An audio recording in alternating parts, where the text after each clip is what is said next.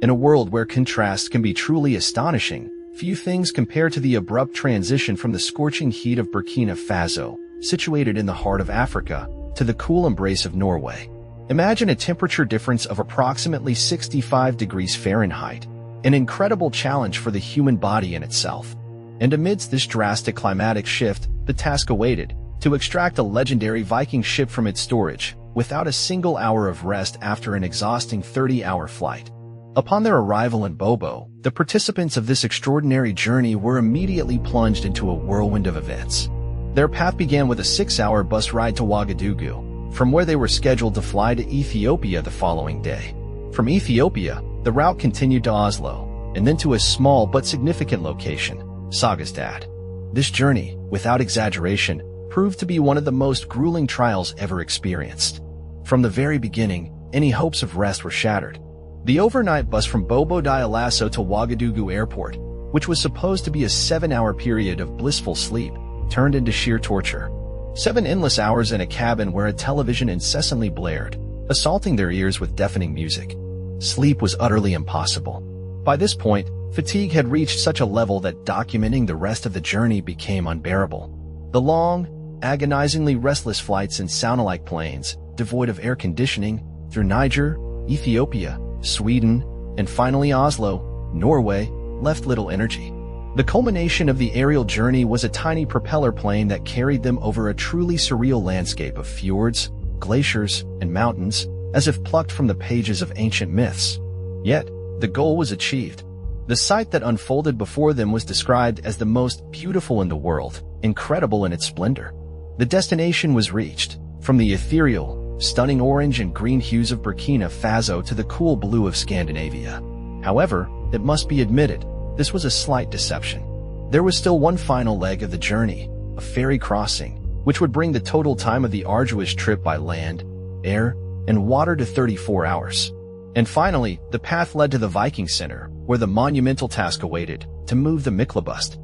This was a full-scale reconstruction of the largest Viking ship ever found, and it was this very vessel they were to pull. The enormous ship, the largest of its kind in the world, loomed before them. Its size was astounding.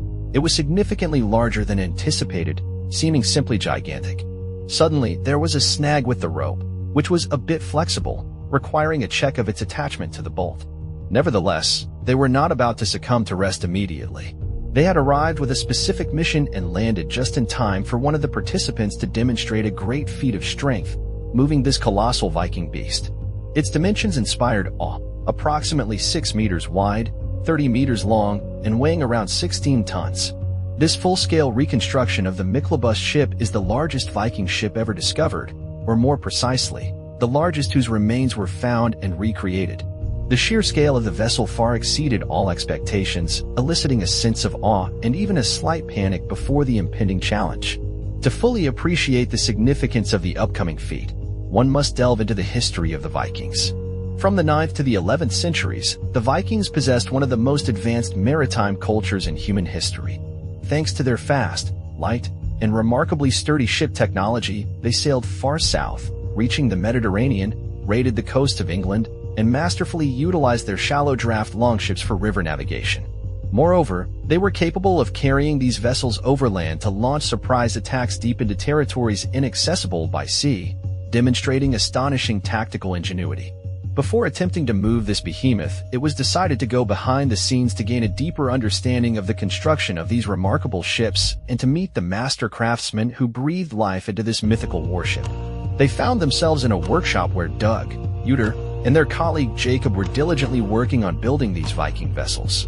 Various types of ships were created in this boat shed, including warships and Norse, the trading vessels used by the Vikings 1,000 years ago.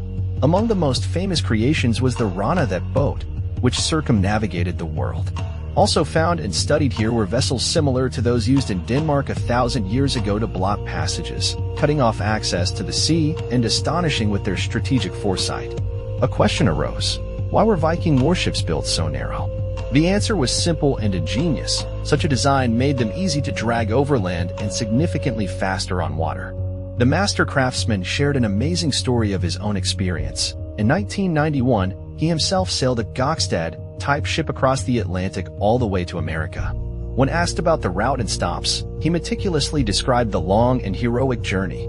First to the Shetland Islands, then the Orkney Islands, back to Shetland, then the Faroe Islands, Iceland, a week and a half to Greenland, and then to Newfoundland. From there, the journey continued down the coast to Boston and then all the way to Washington. It was truly an amazing adventure. Speaking about his workshop, the master recounted its history. It was built in the 1980s, presumably in 1985. This shed was erected even before they built the Saga Siglar. The previous ship was built in an old shed that was so narrow they barely managed to get the vessel out. They even had to dig under the workshop to free the ship. However, they are not the first shipbuilders in this valley. Boats have been built here, perhaps since the Viking Age. In their family, on their farm, there are records confirming that boats were being built here as early as the 16th century. This was a common activity for farmers who needed to supplement their income during winter. Such work was very convenient during the cold season when there was little to do on the farm. One of the interlocutors asked the narrator about the boats in the workshop. He was told that before them was a clinker boat, a special type of vessel characterized by the way its planks are joined. They are laid overlapping, one on top of the other, and fastened either by the overlap or with nails. It was further revealed that once, a man built a very large vessel here, 8 kilometers from the sea. Naturally, he faced a serious problem transporting the finished boat to the water. In those days, there was an unwritten law, an ancient custom, according to which, if someone announced, "Tomorrow I will launch the boat," then the next day, everyone, at least one person from each farm around the lake, was obligated to come and assist in this difficult task, demonstrating genuine communal support. Now, having paid due attention to the history and craftsmanship embodied in the creation of these magnificent vessels, the narrative smoothly shifted to the moment when the narrator was to pull the 16-ton Viking ship, Myklebust. 1.5 days of restless travel preceding such a monumental challenge as towing a Viking ship was by no means an easy task. However, driven by a deep attachment to his work, he ultimately agreed. His voice conveyed genuine anticipation. Would he be able to perform this colossal feat of strength? The sheer scale of the ship proved to be much grander than he could have imagined. Nevertheless, he also felt a noticeable nervousness.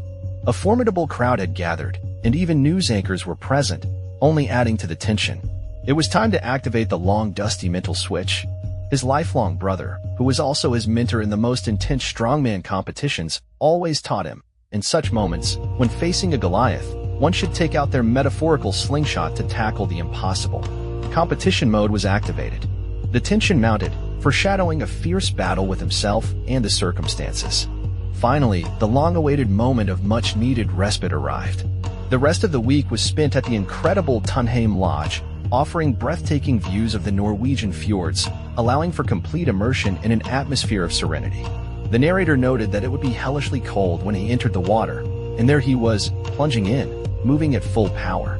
He expressed an irresistible desire to spend the entire day on that boat, and to be completely honest, he wanted to embark on a truly long voyage.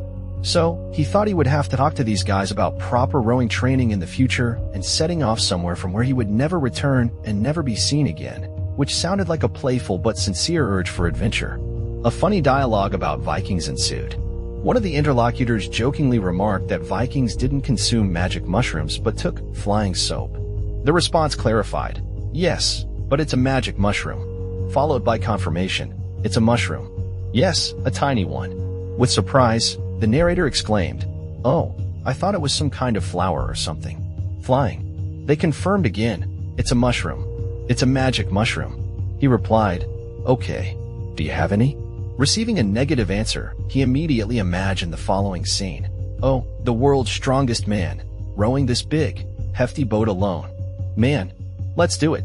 Then he suggested, "We're sitting in the front. We'll try the front. Who else is in the front?" And finally, an ironic remark. "Yeah, Empire into England for peaceful trade talks about beer." He confessed that from time to time, he faces challenges he simply cannot refuse. For this expedition, he realized that they faced not only a serious strength task but also a logistical one, fraught with considerable risk. Success in achieving this pull opened many doors and opportunities for him.